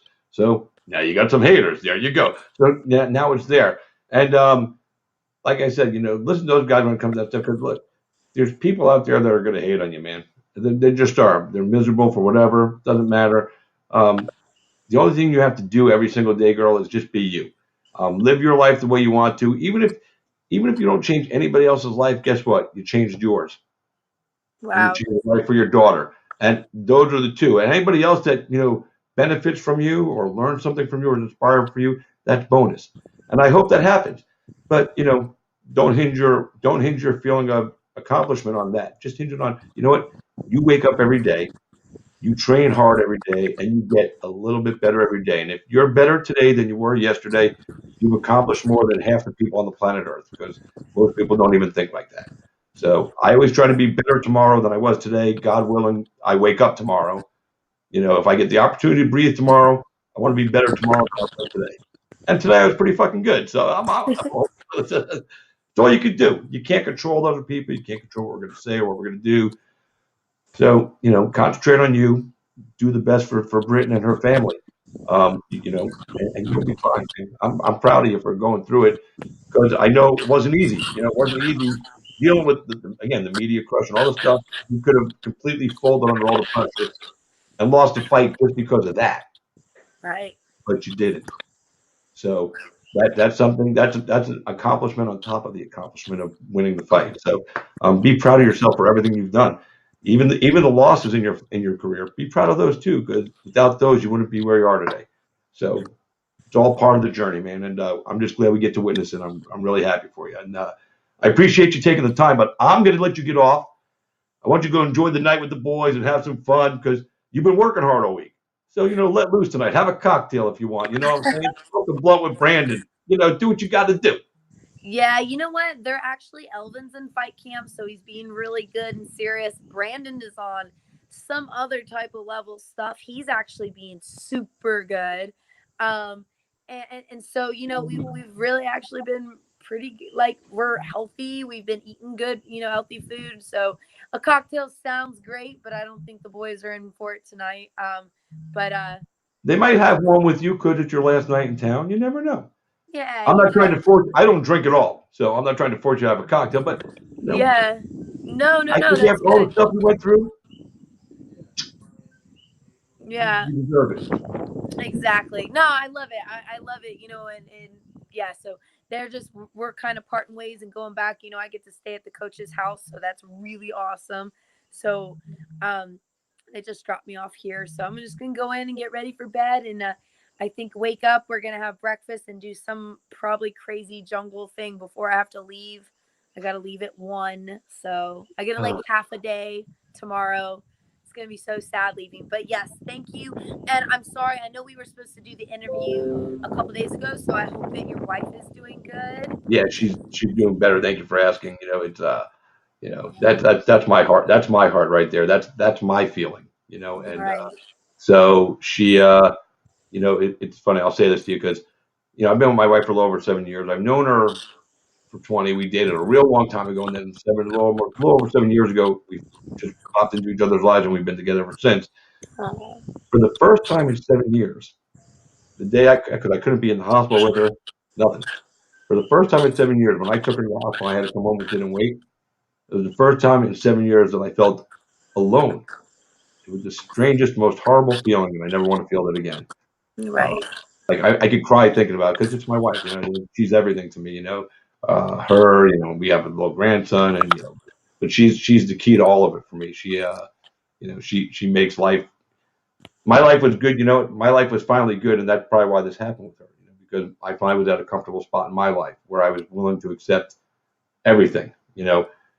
Own your own bullshit. Fucking take people for who they are. So when you finally grow up, that's when good things happen. So I'm 52. It took me a while to grow up, but I'm a guy. If I could, we do things slow. We're stupid. So, but she she's the smile on my face every day, and she's why I do this, and I try to chase down fighters all the time, and get my interviews out there because I want to take this to another level. And she supports the grind. She comes to events with me. She chases down fighters to get information for fight cards. She's all in this with me, and I'm blessed. So that's my feeling every day, but it's different than your fucking feeling. I'm a fucking feeling. Guys, she's a fucking feeling, bro. That's Britton No, Hart. you get it though. You get it though. If you don't know it, remember it. Britton Hart. She's a fucking feeling. You got it? Don't forget it. It's good. Britton, you want to shout out anybody else before you go sponsor everything? And listen, when you get home, after you get settled on the move and you get out to Cali, we'll do this again. And we'll get a little more in depth to some stuff because it's hard with the internet out there. And Puerto Rico's distracting. You got Sorrow popping in and Lambert over here. Elvin's the only one who was a respectful professional, didn't interfere with your interview time. I know. I try to go off. Sorry. We were taught. We No, spent it's longer okay. at the gym, so we were at the gym at 5:30. So we were supposed to. We were way done. But anyways, you kind of got to go with the flow, and that's listen, I appreciate you being so understanding. Listen, I've been doing this for a long time. I love that Chris popped in. I love that, Brandon just popped his head in. I interview guys all the time. Sometimes I'm interviewing a UFC guy after a fight, and all the coaches are in the room, like Derek Minner. I had him on the show, and Dakota Cochran corners him. The Dakota popped up, and then James Krause popped up. So one interview turns into three of, cool people that the people watching want to meet and talk and hear from anyway. So the more the merrier. I don't care. I had Taylor Starling on last week. And her kid kept popping in the interview. I don't care. Oh. Bring your kid. Listen. When I do these, I want people to just enjoy themselves and have fun and be yourself. And you don't ever have to feel like pressure to be, proper with your language. If you don't want to be, or you can see we're pretty loose here, man. I smoke weed during the show. I don't give a shit. I'm here to talk to a fighter and just have a conversation like I would if I was sitting across from you. Right. And that's why I love these interviews, because I think so many people just look at you at your fight record and on paper, and it's like, really, who's that person? What are they about? And really, like, what do they look like when they're not all made up and with makeup and in their natural setting? And what do they do in their normal average life? And it's kind of cool that you get to see. So it's not me just, even though being in like a setup room with a backdrop is really nice, at least we get to kind of see bits of the culture and that. Yeah. Dang, I'm telling you, I wish I was, but I am busy and rolling, but I'm so happy. I think it's kind of unique too. I was just asking them earlier. I said, I don't think 4 Bkfc fighters have ever been together in a fight camp. Like, I know maybe 2 or 3, but 4, that's kind of like, I mean, I don't know. We might be setting a record. Yep. What was that book? 3 men and a lady, or 3 men and a baby, 3 men and then it was 3 men and a little lady. That's what you got there. You got Puerto Rico, 3 men and a little lady. And the little lady is the baddest of them all.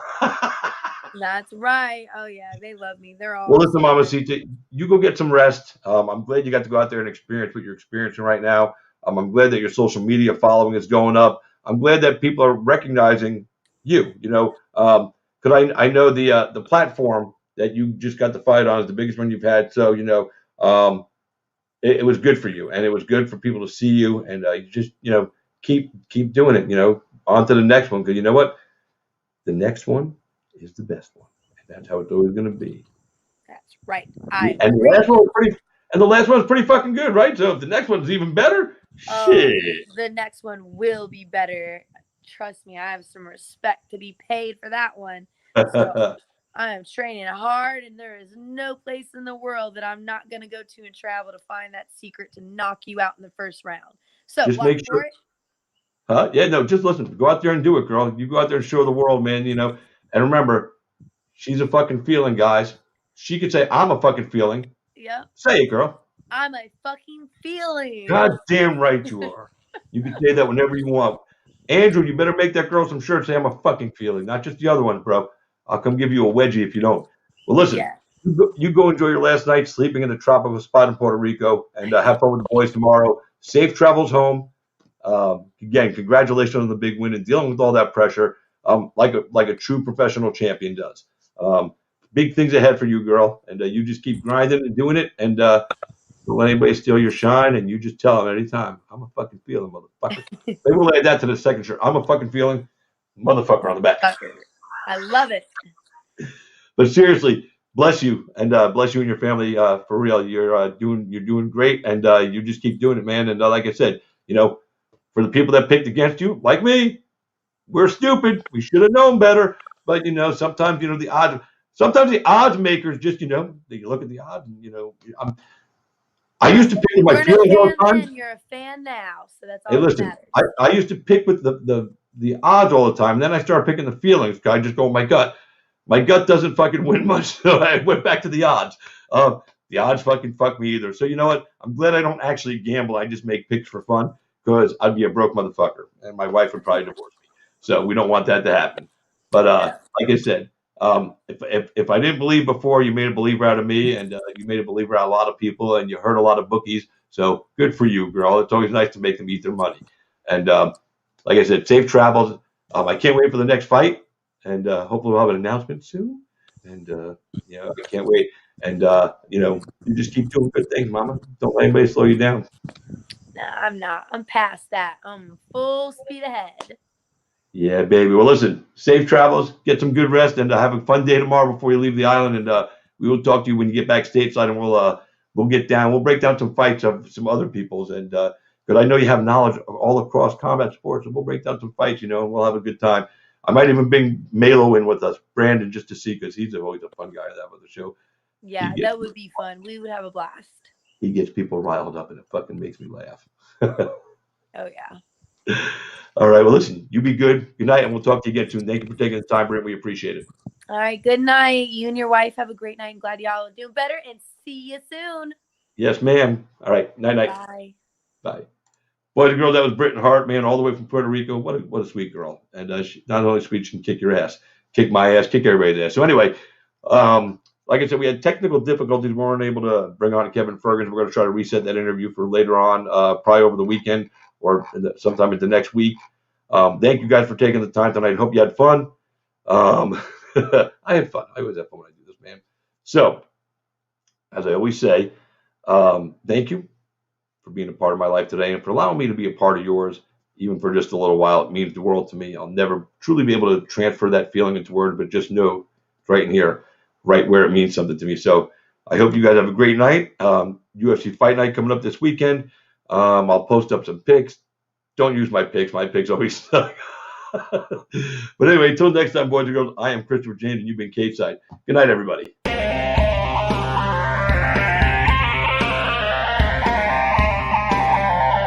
What happens if you lose, Nick? Who the hell is Aquaman?